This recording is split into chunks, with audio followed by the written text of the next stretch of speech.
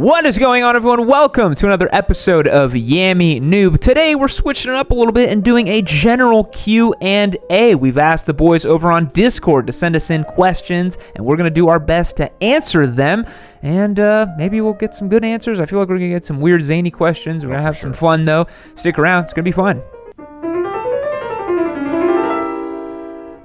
Alrighty, so we're gonna dive right. Oh boy! Wow! Holy crap! Let's go, baby. First question from Survivor Kid. Survivor Kid, what are your thoughts on two-piece race suits for someone on a budget and only going 3 or 4 times a year to the track? I think it depends on who your track day organization is and if they allow for two-piece suits. Some of them don't allow it, and I personally think that a one-piece is going to provide much more protection. What do you think, Spot? Oh yeah, for sure. I also like the feel of because just. You know, you're totally encased. There's no like separation. But for the street squid on a budget, yeah. If you got to look it up though, if they allow it for your organization, that could be a good option. Yeah, but you got to look it up. I mean, if I was just going to the drag strip, I'd do a two-piece race suit. Yeah, sure. Yeah, because then all you're gonna do is slide like that. As long as you have a good zipper, you're good. Natty Lightsaber. Natty Lightsaber. Which DOT track tire have you had the best of luck with? Dunlop Q4, Cup 2, or Pirelli TD? And will you ever race sidecars? So I've had my best luck with Dunlop Q4s. As far as a DOT tire, I feel like they are just the cream of the crop. They work really well. They last pretty great. I was able to cut up some really competitive lap times with the Q4. There was a lot more in that tire. I'm not nearly skilled enough to max out a Q4. And I had a lot of fun with that one, but the Pirellis they make a good case for them too. I'm bougie and stupid, so I run slicks on my track day bike for whatever reason, but I just like the feel of them. Spite, any feedback on this? Nope. All right, moving on. Ember Wolf is next. All right, what is your least favorite manufacturer, but what is your favorite bike from them? 0 excluded. Oh, fun question. This is good. This is a good one. I think, I don't mean to kick the kid while he's down, but I do think it's Harley. I mean, Harley probably is my least favorite. I don't like many of their bikes. Funny thing is, I don't either. I really like a handful of their bikes. What Harley do you, I'm assuming it's hold on. No, hold on. Like, this is too easy of an answer. I honestly think Suzuki is one of my least favorite. Honestly, there's barely any Suzukis that I would buy, but what would I get from them? You already have a Busa. I have a Busa, so I can't get that. I'd get a DRZ. Yeah. It's they're fun. It's a good bike. It's a fun bike. Of the big 4, I think my least favorite is probably Kawasaki. Wow. I don't really love Kawasaki because they have a lot of just really milquetoast mediocre motorcycles. Yeah. Nothing that's truly exciting until you get to like the ZH2. Yeah. That Z900 is pretty good now. It's fine. It feels very mass produced. It feels just like bike. You're like, okay. In every single comparison, I would take the MT-09. Oh, for sure. Yeah. You know, so I bet that new one is so good. I still haven't ridden it yet. Oh. Yeah. I really think Cowie is probably my least favorite, and then I have a KLR 650. But it's the full Chad meme where it's like our bike sucks, we know situation. Yes, it is. I just like it. I love that we both picked like dorky, dumb dual sport bikes because we know that they're the most fun. Yeah. Next up, we got Skids 75. I am contemplating buying a Ducati. I know Yam owns one. It's a Super Sport 950S. I'm coming from a street twin. Is it better to look at a XSR 900 or perhaps the Kawasaki Ninja 1000 SX? Thanks. Interesting. So clearly trying to do kind of a sport touring thing, right? The XSR isn't quite a sport touring bike, but I think out of those 3, I would take the XSR. I think that's a really sweet bike. Yeah, the XSR is going to like tear your head off. I'm a stupid squid, so fast. I don't know. I think the Super Sport 950 is very meh. So the Super Sport 950, so it's actually like the Ducati Super Sport. It's not the old one. It's the new Super Sport. Oh, they made a new one. Okay. I'm not up to date on this. I thought it was like the old one. Oh, no. Not the old one. But they have updated this one because I haven't seen this version yet. This one still just feels like the Dad Panigale situation. Yeah, for sure. If you're looking for just a really fun, nice street bike, go with the XSR, man. For sure. If you're not trying to like crush big distances, which the Super Sport with the panniers or the 1000 SX could do, get the XSR. And you're not. I mean, you could do it on the XSR too. Like, who gives? I would be better on the XSR than on the Supersport 950. The Supersport 950 is like the VFR, but a little bit more aggressive. Yeah. So I wouldn't really want to do a big tour on the 950. Yeah. Next up, we've got Battle. Hey, Spite, have y'all ever thought about hosting a track day meetup for all the baby yams to meet and have some fun on the track? My brain is screaming, liability issue. If you've never ridden on track before, the skill sets are going to be vastly different. I mean, we've got guys on the Discord server right now who are like basically club level all the way down to never been to a track day before. So you can't have those people all at the same time, doing that. Also, tracks are like really out in the middle of nowhere here in Texas, so getting people to go out there, even if you're local to the area, is kind of hard. So I think it's maybe a little tough. I feel like what we could do as a middle ground is do a drag day. Yeah, we could do that. Little River Drag Strip is actually, it's right up north. Well, right up. It's an hour north of town. But drag racing is just, can you leave a stoplight? Yeah. It's not hard. It's very simple. And it could be a fun afternoon. Yeah. So. Run what you brung. Who's the fastest? That's always fun. Yeah. And then everyone's going to be like, why don't you have the Turbo Busa here? And I'm like, because I value my life. Yeah, no. I'm not doing that. I still love how the track record was like 4 seconds. That was so stupid. Yeah, just lightning fast jixer of some kind. Remember, we would clear it, and we're like, can you imagine doing that in 4 seconds? And it was like, no. Yeah, he trapped it at 200, an eighth of a mile. An eighth of a mile. At 200 miles an hour. Insane. All right, this guy says, looking for a small displacement bike to serve several purposes. I want something to act as my beginner track bike that I can also commute with and hopefully have a fuel sipper, and that I can just wheelie around town everywhere. Thinking about an RC/Duke 390 or a Ninja 400. What's the best bike for all those things? It's a Ninja 400. Oh. Yeah, I mean, it depends on how track oriented. I saw the beginner track bike thing, and you can grow so much with the Ninja 400, and it's also a Japanese bike, so it's going to be more reliable than the Duke. Let's be real, right? Yeah. Like, let's just be honest. Do you think Duke? The street silliness in me, the street squid, would be like, yeah, just take the Duke because it's fun. It's got a lot of features. Yeah. You can disable the rear wheel ABS, which is fun. Yeah. I mean, hell, if you really wanted to get silly with it, you could throw like a slight knobby on it. Yeah. And just goof around off road. Definitely you can. It is a more flexible bike. Yeah, do the Duke 390, but really the answer is SV650. Moving on. Jerd here says, hey, Yam and Spite, do you think it would be worth it to do a video review of this Rab Conda tire changer for the channel for us aspiring garage mechanics?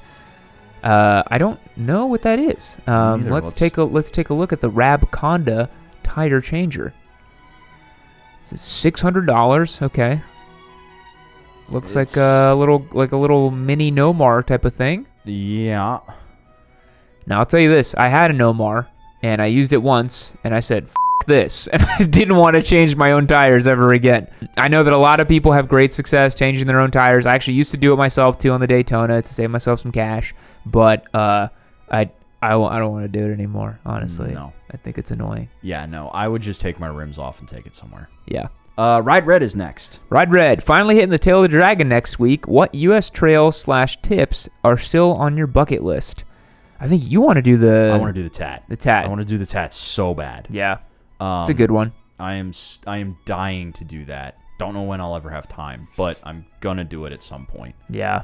I also really want to do the full PCH. I want to go all the way up to PCH. How sick was that in Malibu? Oh my God, it was incredible. Such a good road. But when you get further out and you're not like in the LA area, you're in Big Sur and stuff, it's amazing. I'd like to do that on a dual sport where I can get off on some trails because there's so many cool trails up there. Yes, that would be a killer trip. I think for me, I would still love to try the Colorado BDR one day. That's a really good one. Probably on something like a 500 or a 450. Has great Black Bear Pass. I think so. Yeah. Because at one point I was talking with Shade Tree about doing a Tat, and he sent me this thing of Black Bear Pass of a Jeep just falling off the edge of it. Yeah, no thanks. Yeah, it looks crazy. Yeah, there's a guy on our Discord server, Mark, who actually completed it on his T7, and by completed it, he literally had to drag it down certain parts because it's just like these big ledges that just never stop, basically. Mm-hmm. And on a big heavy bike, that might be a bit challenging. Yep. Is it worth going to Sturgis if you've ever gone? I think if you've never, yeah. Well, I've never been, so I can't say. You've been to both Sturgis area and Sturgis Rally. Yeah, so I'm assuming you mean rally when you say Sturgis, because that's what most people mean. You got to do it once. You got to do the rally once. Then never go back to Sturgis during the rally, because the energy during the rally is really cool. It's really cool seeing all these bikes coming from all around, and like there was just a random Turbo Hayabusa that was stretched with the 2 chain situation going on, and you know that rode that motorcycle in. Yeah, which that is so cool. Yeah, it's pretty awesome. The problem with the Sturgis Rally is that it's a lot of guys that fancy themselves riders that are really bad at it. Yeah, I think really you kind of gave me some sobering kind of pieces of news from when we were up there, where like you saw like kind of bodies draped over like yeah. So on I was on Iron Mountain, which is unbelievable. If you've never been out to Iron Mountain, it's worth going. But there was a guy who went down on Iron Mountain, and he was behind the sheet on the side of the road because it takes forever for paramedics to get out there.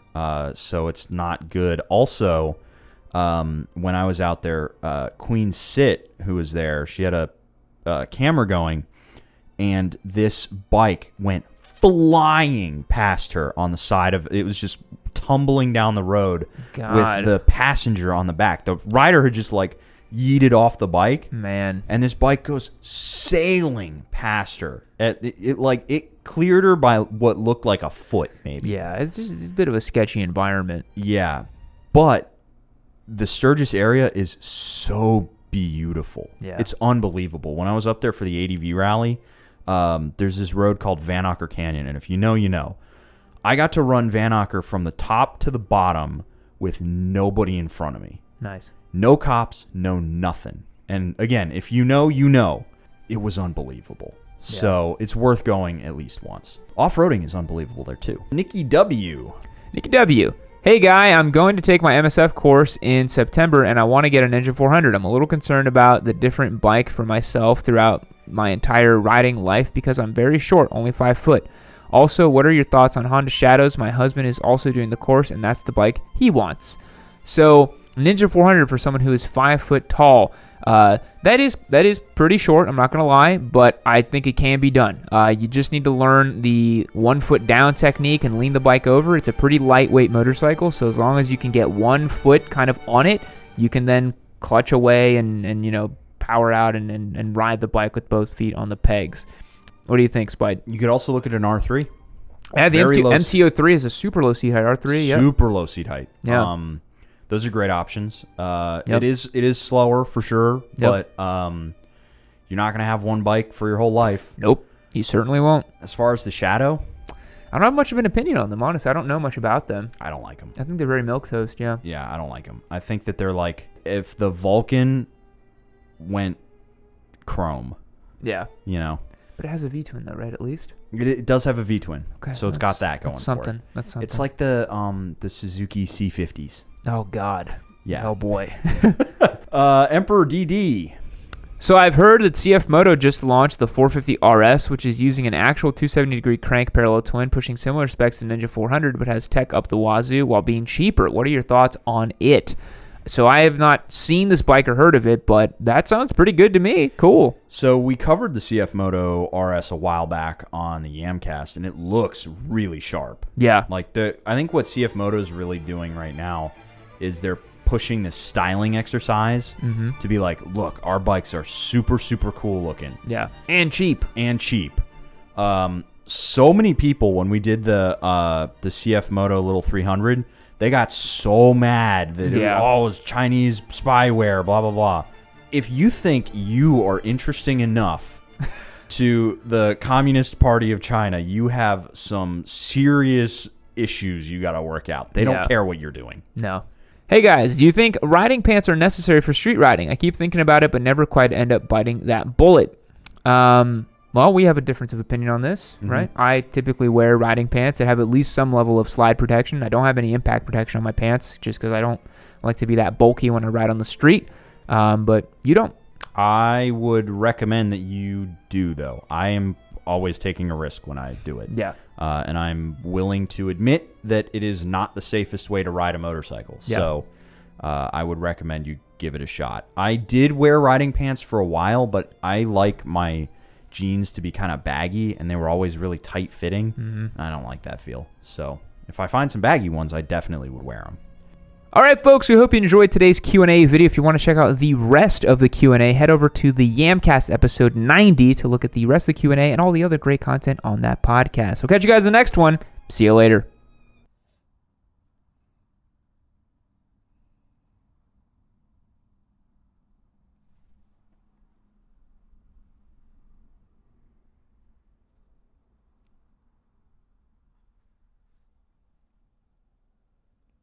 Keep watching Amy Noob!